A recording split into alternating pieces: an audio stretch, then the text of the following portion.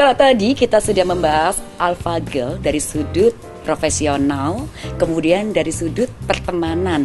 Tapi yang kurang nampaknya dari sudut percintaan nih. Nah, kalau aku pribadi, aku selalu suka mengumbar rasa cinta kepada siapapun, tidak hanya pada kaum Adam aja, tapi juga pada kaum Hawa, ya kan? Karena aku pecinta ya orangnya. Nah, kalau Dila sendiri nih, Dil, kalau untuk asmara gimana nih Dila nih? Soalnya kan Dila dari satu pulau ke pulau yang lain, ya kan? Kalau temen sih enak, relationship dari sana ke sini. Kalau pacar apakah juga begitu? Dari pulau ini ada, dari pulau sana ada. Nah, kalau Dila gimana nih Dil? Kalau ada banyak dong ya, belum lagi yang levelnya internasional. Gimana nih Dil? Gak gitu juga sih sebenarnya. Jadi, gak gitu juga ya? Di garis bawah ya? Oke. Ya, soal itu. Gimana kalau asmara aja nih Dil? Gak sedramatis itu kok. Misalnya kalau soal percintaan ya sama kayak orang-orang lain di luar sana juga, up and down, juga ketemu terus berpisah dan lain sebagainya, ya gitu-gitu aja sih. Tapi udah punya atau belum nih? Yang spesifik dong. Mungkin nanti. Untuk saat ini punya nggak ya? Punya apa enggak nih yang spesifik? Karena yang nonton kita nggak cuma sister aja loh, brother juga nonton loh.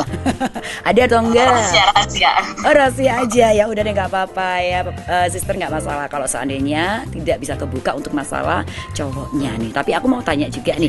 Ada sebuah kalimat bahwa alasan seorang alpha girl menjalin sebuah relationship itu karena merasa bertemu dengan orang yang tepat, bukan demi status nih. Bagaimana menurutmu nih? Kayaknya harusnya prinsip itu nggak cuma orang yang disematkan untuk alpha girl ya, tapi untuk semua perempuan. Saya rasa kayak misalnya kita bisa mencari pasangan yang memang membuat kita merasa diperlakukan secara equal. Itu penting gitu. Misalnya ngelihatnya partnership bukan cuma ownership, juga bukan dalam artian sebagai partner gitu. Jadi dia melihatnya juga sebagai equal gitu kan, bukan sebagai entitas ya, atau sebagai objek kayak gitu sih. Ya, saya rasa harusnya semua orang, baik itu laki-laki maupun perempuan, juga ketika mencari pasangan harus bisa mencari yang melihat dia sama-sama sebagai seorang entitas yang utuh. Oke. Lalu kemudian kalau kita melihat tadi ya, mulai dari awal segmen, Dila kan tidak hanya di Indonesia aja, tapi juga di internasional ataupun di luar negeri nih Dil. Nah, mungkin pernah nggak sih ada orang-orang sekitar kamu yang bilang, jangan kegiatan mulu dong, jangan keluar negeri melulu dong. Nah, nanti nggak dapet cowok nih. Nah, bagaimana menurutmu? Ada beberapa juta loh cowok di Indonesia ini. Nah, nantinya kamu pilihnya yang lokal atau yang interlokal nih? Kalau yang kayak gitu ya, saya kayak tantangan, saya rasa itu jatuhnya karena juga kita culture ya, kayaknya saya kayak perempuan itu selalu harus kayak ya tadi, misalnya kayak identiknya perempuan itu sangat di ranah domestik, jadi nggak jauh dari rumah. Padahal kan kayak perempuan punya pilihannya sendiri ya untuk bisa kemana-mana gitu. Dan istilah-istilah kayak tadi gitu, jangan terlalu mandiri, jangan terlalu pinter gitu. Kesannya adalah kita menjadi perempuan tuh harus punya satu set standar yang untuk disukai oleh laki-laki gitu. Padahal saya rasa kalau misalnya kita bisa menemukan orang yang melihat kita equal tadi gitu, maksudnya melihat apa yang kita lakukan sebagai satu pencapaian, achievement yang bisa dihargai, harusnya jangan ketakutan itu. Tapi saya rasa itu karena tadi bahwa culture kita yang masih banyak, apalagi di lingkungan kita ya yang masih sangat konservatif, melihat posisi perempuan sebagai subordinat dari laki-laki, yang perempuan harus tidak boleh lebih dari laki-lakinya. Itu sih yang harusnya bisa kita pecahkan di situ, bahwa gitu ya merubah paradigma bahwa ya nggak ada masalah untuk perempuan berkarir, berprestasi. Suatu hari nanti kalau misalnya kita berpenghasilan lebih tinggi, itu karena kan yang tadi kalau kita melihatnya sebagai partner, harusnya tidak perlu ada rasa insecure ya, karena kan kita saling membantu, bukan untuk saling menindas atau saling mendominasi sama lain.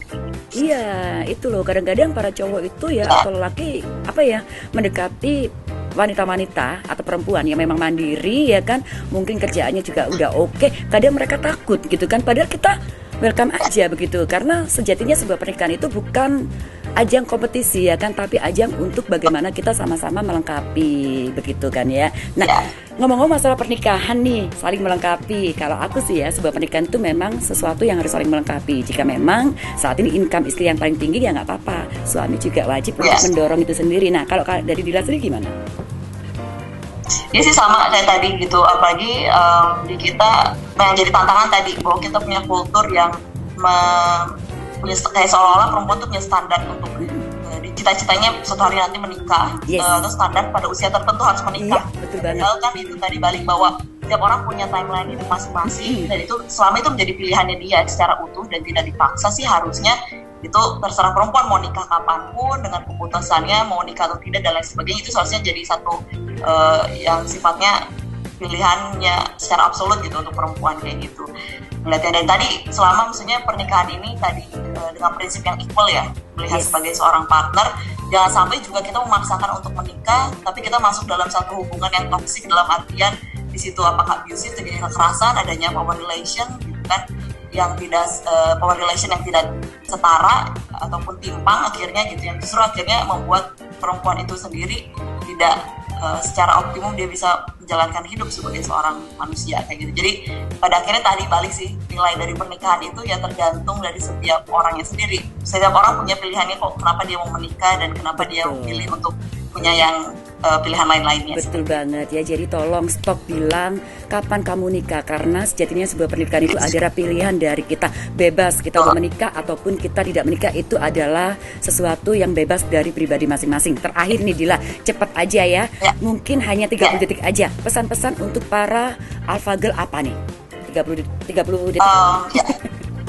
Oke, untuk perempuan-perempuan di luar sana dimanapun kalian berada, tetap belajar untuk mencari jati diri, dalam artian kalian juga berharga sebagai seorang manusia dan jangan pernah takut untuk bisa bersuara. Lalu juga jangan pernah takut untuk mencari satu lingkungan yang aman buat teman-teman untuk bisa berbicara, berkarir, berkarya, dan juga jangan lupa untuk saling membantu sesama. Dan balik lagi, prinsip daripada seorang perempuan yang tadi alpha girl itu bukan di mana perempuan mendominasi salah satu gender, tapi bagaimana kita bisa mewujudkan kesetaraan gender yang baik, tidak hanya untuk perempuan tapi juga untuk laki-laki dan juga gender-gender lain. Oke, thank you banget Dila, thank you banget lo, informasi keren banget, menarik banget. Semoga ini dapat bisa memberikan manfaat untuk para sister yang ada di rumah ya, sambil mengisi stay at home. Oke, thank you ya Dil, terima kasih jauh-jauh dari Makassar, thank you banget, sampai jumpa lagi. Oke sister, tidak terasa 30 menit sudah saya menemani Anda dan juga dengan Dila tadi ya. Jangan kemana-mana, selalu saksikan isu reality karena kita hadir mulai hari Senin sampai hari Sabtu pukul 19.30 waktu Indonesia Barat. Saya Ziza Abdullah pamit, selamat malam dan sampai jumpa.